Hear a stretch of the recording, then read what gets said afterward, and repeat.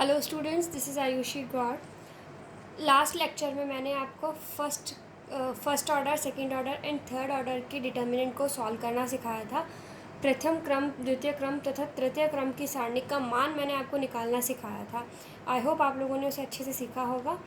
अब देखिए, जब हम किसी भी डिटर्मिनेंट को सॉल्व कर रहे हैं, किसी भी सारणी को सॉल्व करते हैं, तो हम उसे किसी रो या किसी कॉलम के सापेक्ष प्रसार करते हैं।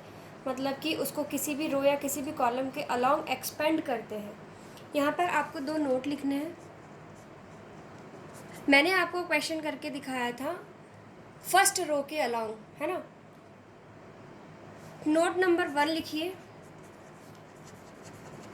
ये आपकी बुक में नहीं है, बट हो सकता है हो भी, मुझे नहीं मालूम। आपको नोट करना है। The determinant of a square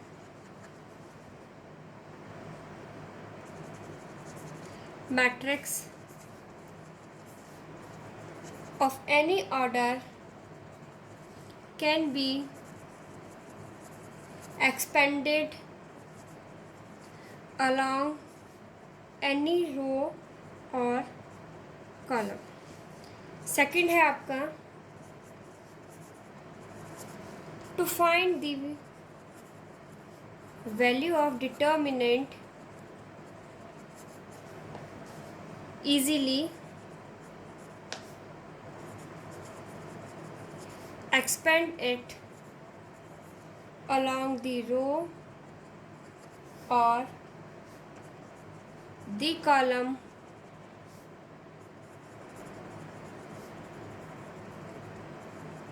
whose maximum elements are 0.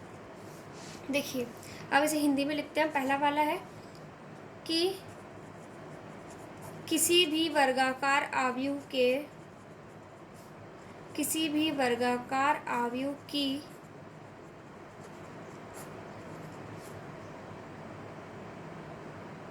सारणी को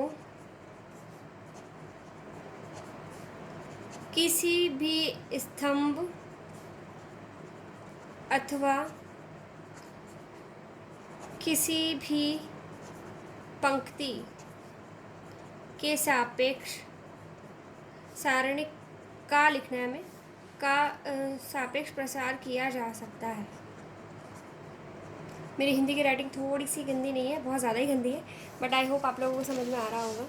सेकंड जो है, देखिए फर्स्ट वाला क्या है कि कोई भी अगर डिटर्मिनेंट है, कोई भी अगर सारणी आपको दे रखी है, तो ज़रूरी नहीं है कि आप उसे R1 के अलोंग ही एक्सपेंड करेंगे।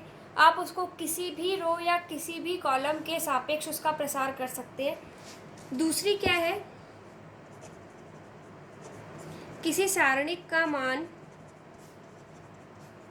आसानी से ज्ञात करने के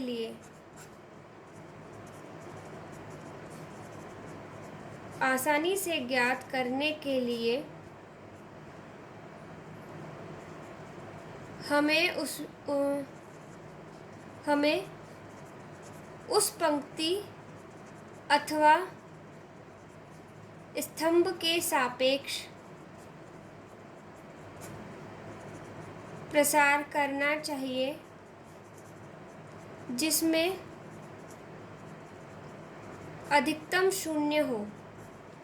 देखो, हमने पहली चीज़ बोली, हम किसी भी रो या किसी भी कॉलम के सापेक्ष प्रसार कर सकते हैं, किसी भी रो या किसी भी कॉलम के अलाउंग एक्सपेंड कर सकते हैं, लेकिन कैलकुलेशन इजी हो, जल्दी हो, ये भी तो हमें सोचना है। ऐसा करने के लिए हम उस रो या उस कॉलम को चुनते हैं जिसमें सर्वाधिक ज़ीरो हो, मैक्सिमम ज़ीरो जिसमें होंगे, हम उसके अलाउंग अगर एक्सपेंड करेंगे तो हमारा क्वेश्चन जल्दी और इजीली सॉल्व हो जाएगा। ठीक है। अब देखिए, जैसे कि मैंने आपको बताया कि जब हम एक्सपेंड करते हैं तो क्या होता है, हम -1 की पावर, देखिए मैंने यहाँ बताया था आपको, इस एग्जांपल से देखते हैं। -1 की पावर 1 + 3, -1 की पावर 2 + 3। तो आपको हर बार ऐसा लिखना ज़रूरी नहीं है। देखिए 1 + 1 है तो ऑब्वियस सी बात है पॉजिटिव होगा या नेगेटिव होगा। तो साइन किस तरह से रहते हैं डिटर्मिनेंट में, इस तरह से रहते हैं, एकांतर क्रम में चलते हैं, ऑल्टरनेट चलते हैं, plus minus plus minus plus minus, इसी तरह से आगे तक चलते जाएंगे। फिर सेकंड, अगर ये प्लस से थी तो ये माइनस से होगा, minus plus minus plus minus plus. ये किसके लिए है? जब आप प्रसार करते हैं तो -1 की पावर जो लगाते हैं ना, तो वहाँ पे आपको बार बार i+j लिखने की ज़रूरत नहीं है। अगर आप इसके अलॉन्ग एक्सपेंड कर रहे हैं तो पहले में प्लस आ जाएगा, दूसरे में माइनस। जैसे कि यहाँ देखिए, ये क्या था? माइनस की पावर 1+3। तो देखो, पहला पॉजिटिव, फिर इसके बाद में जो दूसरा था ये कैसा था? नेगेटिव, फिर तीसरा कैसा है? पॉजिटिव। तो कैसे आया? Positive negative positive. इसी तरह से हम आगे बढ़ते जा सकते हैं। ठीक है। फोर्थ जो इसकी प्रॉपर्टी, फोर्थ प्रॉपर्टी तो नहीं कह सकते, चलिए छोड़िए, वो हम बाद में लिखेंगे जब हमारी प्रॉपर्टीज़ लिखेंगे। अभी मैंने आपको सिखाया है 3 क्रम की सारणी को हल करना, थर्ड ऑर्डर के डिटर्मिनेंट को सॉल्व करना। अब हम थर्ड ऑर्डर का ही डिटर्मिनेंट सॉल्व कर रहे हैं, लेकिन दूसरे तरीके से, विद द हेल्प ऑफ सारस डायग्राम। सारस डायग्राम, सारूस आकृति की मदद से हम क्या कर रहे हैं? तृतीय क्रम की सारणिक का मान निकाल रहे हैं।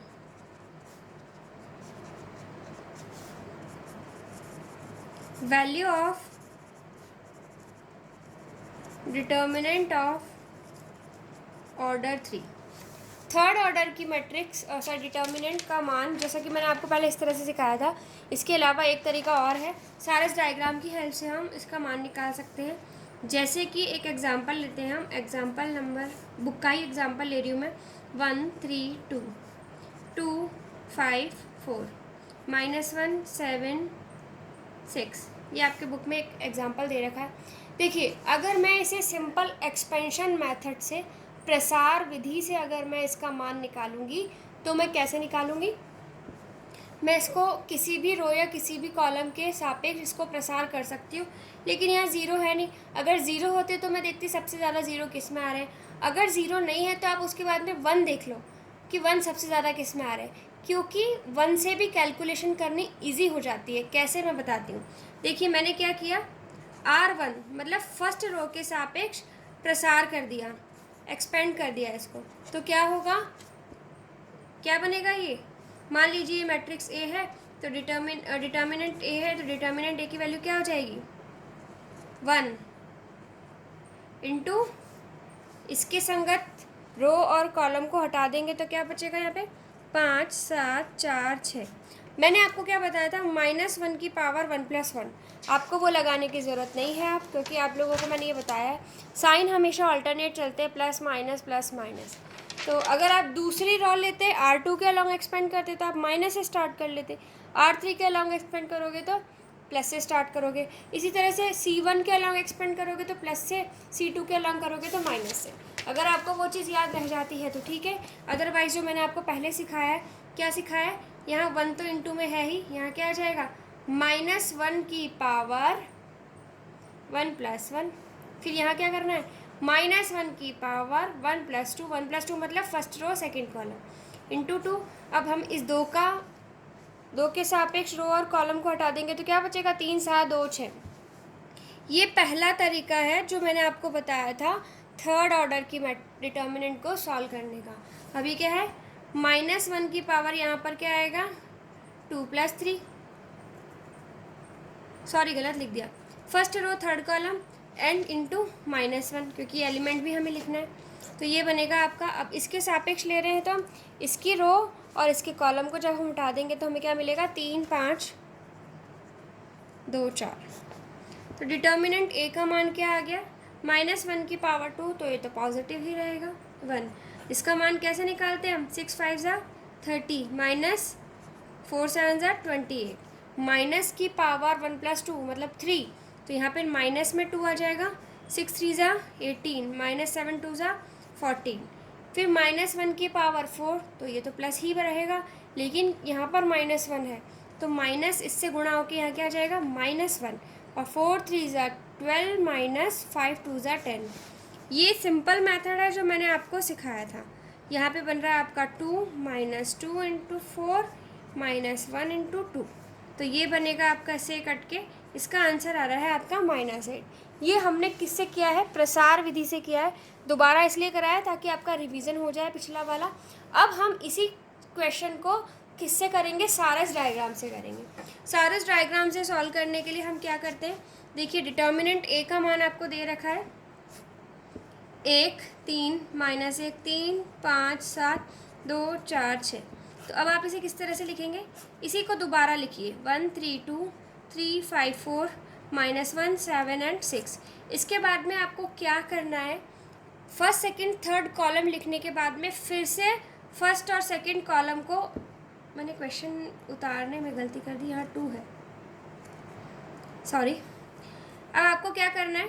फर्स्ट सेकंड थर्ड लिखने के बाद में फिर से फर्स्ट और सेकंड को लिखना है। इसके बाहर सिर्फ फर्स्ट और सेकंड को लिखना है हमें। देखिए, फर्स्ट कॉलम को मैंने लिख दिया एंड अब सेकंड कॉलम को भी मैंने यहाँ लिख दिया है। इतना लिखने के बाद में आपको क्या करना है? इन तीनों पर इस तरह से एरो बनाने हैं। कैसे? 1 2 3, ठीक है। और फिर इधर से भी आपको इस तरह से एरो बनाना है। वो कैसे बनेगा? 1 2 3। इस तरह से जब आपने एरो बना दिए हैं, उसके बाद इसे सॉल्व करना बहुत इजी हो जाएगा। देखिए, मैंने एरो किस तरह से बनाए, 1 2 3। फिर एरोस किस तरह से बनाए, 1 2 3। इस तरह से जब आपने एरो बना दिए, अब आपको करना क्या है? किस तरह से आप सॉल्व करेंगे? देखिए, हमें क्या करना है? सबसे पहले ये जो नीचे वाले एरो आ रहे हैं, इनकी वैल्यू लिखिए। ये क्या है? आपको आई होप दिख रहा होगा, 5, ये है 1, ये है 5, ये है 6, ये 2 है, ये 7 है, ये भी 2 है। यहाँ पर कितना था आपका? -1 3 -4, ये 1 है, ये 2 है और ये 5 है। अब हमें क्या करना है? ये जो नीचे की तरफ आपके एरो आ रहे हैं, इनसे आपको कैसे करना है? 5 × 6 × 1 कितना आएगा? 30। फिर इसमें आपको क्या जोड़ना है?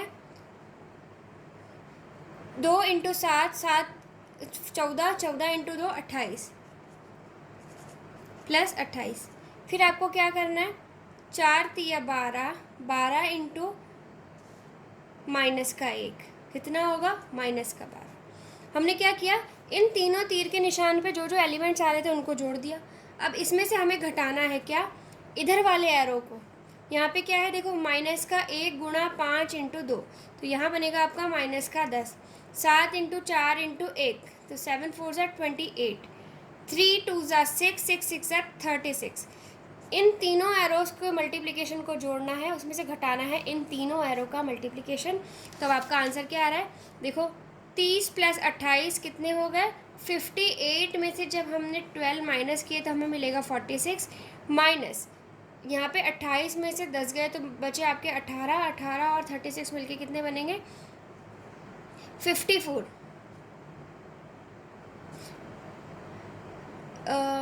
18 और 36 मिलके, हाँ 54 बन रहा है। तो आपका आंसर क्या आ रहा है? 46 - 54 = -8।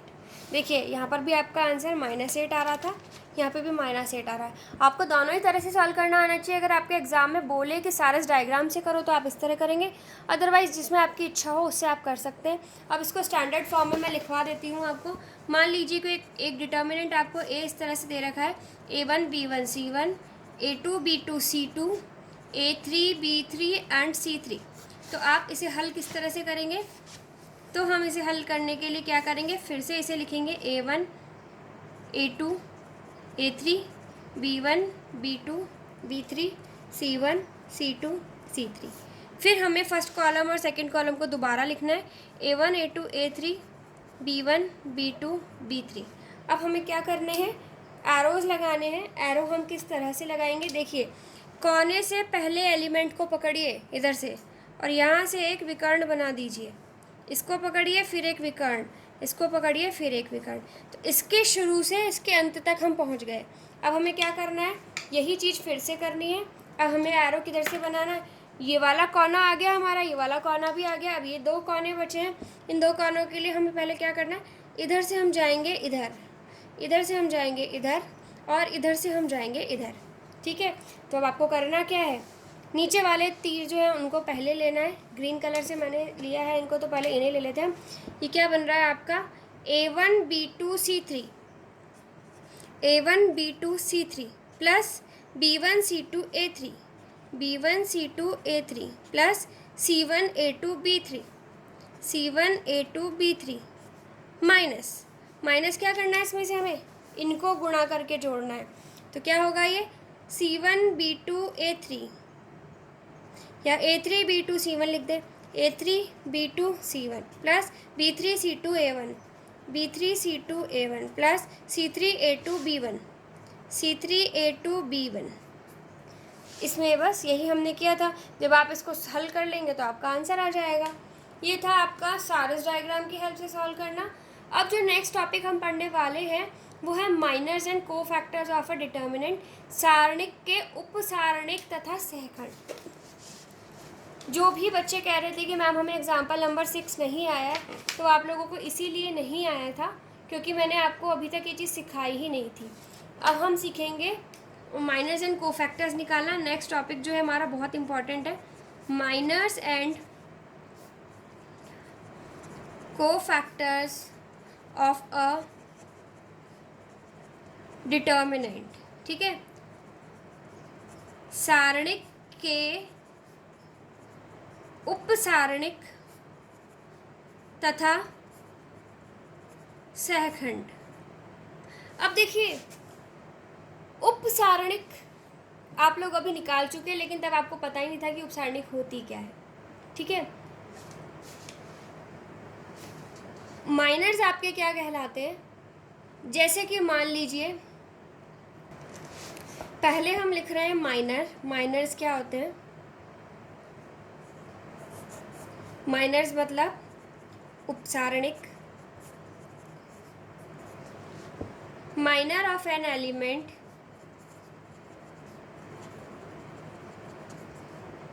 Minor of an element Aij of a determinant is the determinant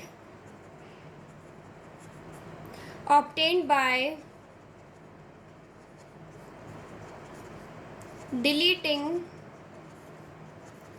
its ith row and jth column, in which element Aij lies. Minor of an element is denoted by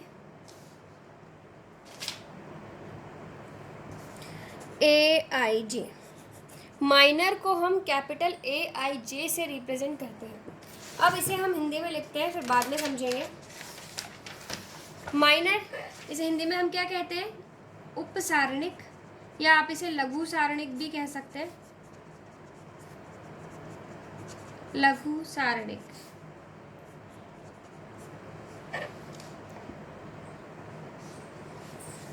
एक सारणिक के अवयव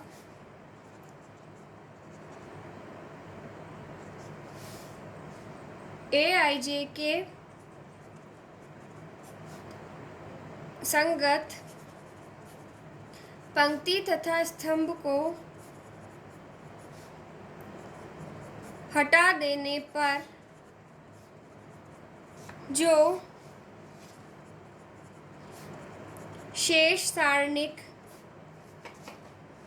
प्राप्त होती है उसे उपसारणिक कहते हैं।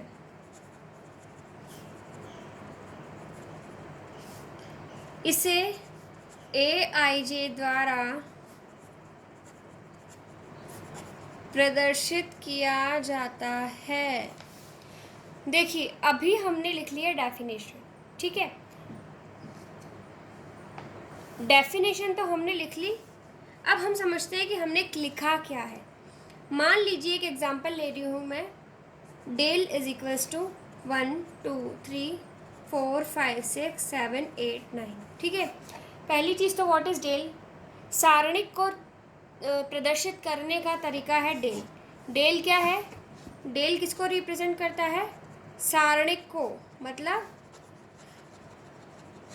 डिटर्मिनेंट को रिप्रेजेंट करता है डेल। अगर कहीं भी डेल लिखा है तो आपको समझ आना है कि इसका मतलब क्या है, एक सारणिक।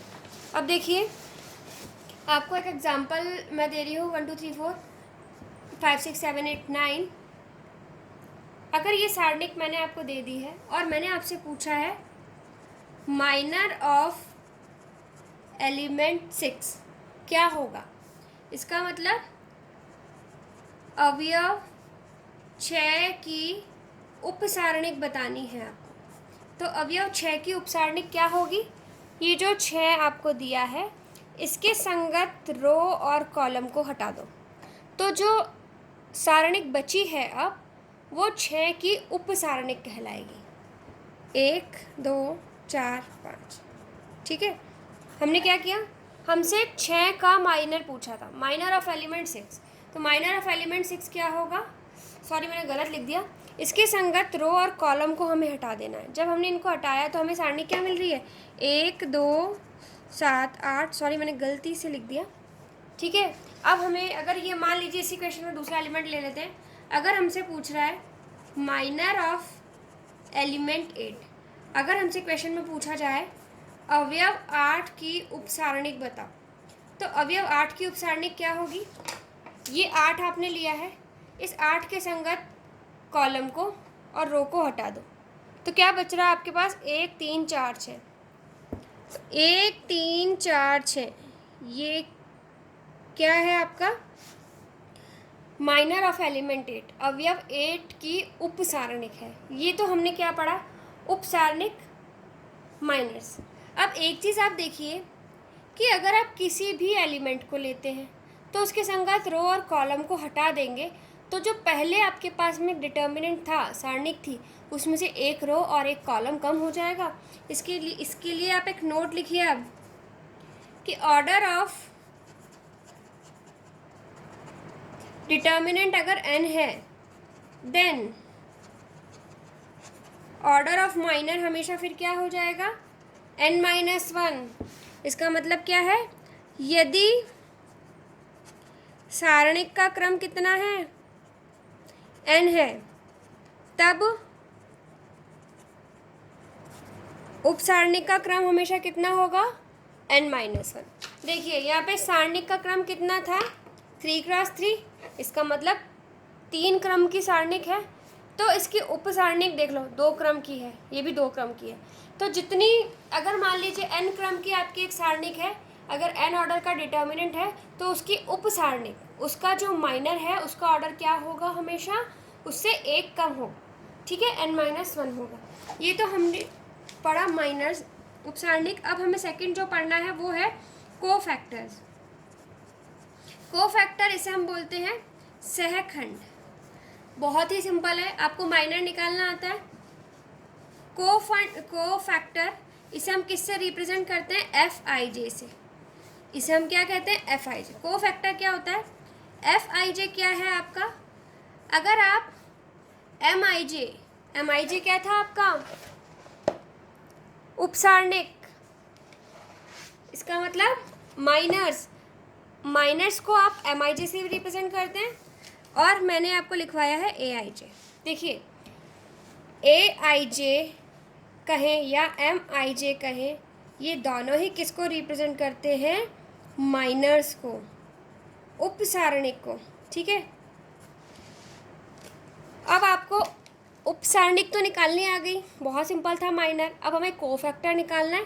कोफैक्टर को हम लिखते हैं Fij से। कोफैक्टर क्या होता है, Fij बराबर -1 की power i plus j into Aij। आपने जो Aij निकाला है उसको -1 की पावर i प्लस j से गुणा कर दो, तो आपको क्या मिल जाएगा,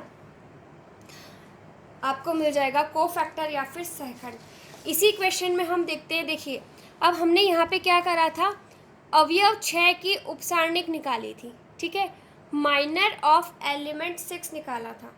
अब हमें क्या करना है, उसी की अब हमें सेकंड या कोफैक्टर निकालना है, ठीक है। अब हमें देखिए, एक चीज़ मैं आपको यहाँ पे बताना भूल गई, माइनर ऑफ एलिमेंट 6, अवयव 6 की उपसारणिक है आपकी। अवयव 6 कौन से नंबर पे है, देखिए दूसरी रो तीसरा कॉलम, तो हम इसे कैसे रिप्रेजेंट करेंगे, ए आई जे मतलब A23। मैंने आपको बताया था ना कि इसे हम AIJ से लिखते हैं। तो अगर यहाँ पे A23 लिखा है तो इसका मतलब आपको समझ जाना है कि दूसरी रो का तीसरा एलिमेंट का हमसे माइनर या फिर उसकी उपसारणिक पूछी है। A23 का मतलब ये है कि दूसरी रो और तीसरे कॉलम में जो एलिमेंट आ रहा है, ऐसा एलिमेंट कौन सा होगा, second row and third column में जो एलिमेंट है वो 6 ही है। तो इसे हम किससे लिखेंगे, A23 से, ठीक है। अब हमें क्या लिखना है, अब अगर हमें अभी यहाँ पर तो पूछा है माइनर ऑफ एलिमेंट 6, इसकी जगह हमें को फैक्टर ऑफ एलिमेंट 6 पूछ ले, या हमें अवयव 6 की उपसारणिक पूछा है, लेकिन अब अगर हमें अवयव 6 का सहखंड पूछ ले तो हम क्या लिखेंगे, F, देखिए यहाँ तो A23 लिखा था, अब हम इसे लिखेंगे F23 बराबर -1 की पावर I प्लस जे, आई जे कितना है 2 + 3 इंटू AIJ, और यहाँ पे आपका AIJ कितना था 1278, ये आपका था 1278। तो इसका मतलब आपका को फैक्टर क्या हो जाएगा कि जो आपने AIJ का मान निकाला है उससे आप इसको गुणा कर दो। इसका मान निकालना आपका आता है 2 क्रम की सारणिक का मान, 8 × 1 = 8 -7 × 2 = 14। तो F23 क्या हो गया, -1 की पावर 5 और 14 - 8 मतलब -6। तो F23 कितना मिलेगा, माइनस इंटू माइनस प्लस हो जाएगा 6। तो आपको कुछ भी नहीं करना है, ये देखिए आपको ये आता है 6 के, अगर आपको 6 के लिए आपको माइनर या फिर उपसारणिक निकालनी है तो इसके संगत रो और कॉलम को हटा के जो बचा है उसको लिख दो, और जो ये आया है इसको -1 की पावर I + J से गुणा कर दो तो कोफैक्टर आ जाएगा। तो आपको ये रिलेशन अगर पता है तो बहुत ही सिंपल सा हो जाएगा। अगर आपने माइनर निकाल लिया है तो माइनर को आप -1 की पावर I + J से अगर जैसे ही गुणा करोगे तो आपको क्या मिल जाएगा, आपको कोफैक्टर्स मिल जाएंगे। अब अभी तक के लिए हमारा जो कंसेप्ट था वो कंप्लीट नहीं हुआ है, बस एक छोटा सा टॉपिक है बाकी है। उससे पहले हम कुछ क्वेश्चंस देख लेते हैं। देखिए यहाँ पे हमें दे रखा है, ये जो एग्जांपल्स हैं ये आप खुद से कर लीजिएगा। ये देखिए जो मैंने आपको नोट लिखवाया था वो इसी में भी दे रखा है कि आप प्लस माइनस प्लस इस तरह ऑल्टरनेट चिन्ह ले सकते हैं डायरेक्टली, अगर आप -1 की पावर I + J नहीं लगाना चाहते तो। ये जो छोटे छोटे से यहाँ एग्जाम्पल्स हैं ये आप लोग ट्राई कीजिएगा खुद से। इसके बाद में जो हमें नेक्स्ट टॉपिक दे रखा है वो क्या है, सारणिक का प्रसार, एक्सपेंशन ऑफ डिटर्मिनेंट्स। तो ये हम करेंगे लेकिन नेक्स्ट क्लास में करेंगे। सारणिक का प्रसार मैं आपको नेक्स्ट क्लास में कराऊंगी। उससे पहले आपको नेक्स्ट लेक्चर से पहले क्या करना है, एक्सरसाइज 4.1 आपका होमवर्क है और इसके एग्जाम्पल्स। नेक्स्ट लेक्चर से पहले एक्सरसाइज 4.1 आपको कंप्लीट करनी है। इसमें अगर कोई भी क्वेश्चन इस लास्ट कंसेप्ट पे बेस्ड है तो वो हम कर लेंगे फिर से, लेकिन इसके अलावा जो क्वेश्चन आप कर सकते हैं वो प्लीज़ कीजिए। तब तक के लिए थैंक यू स्टूडेंट्स।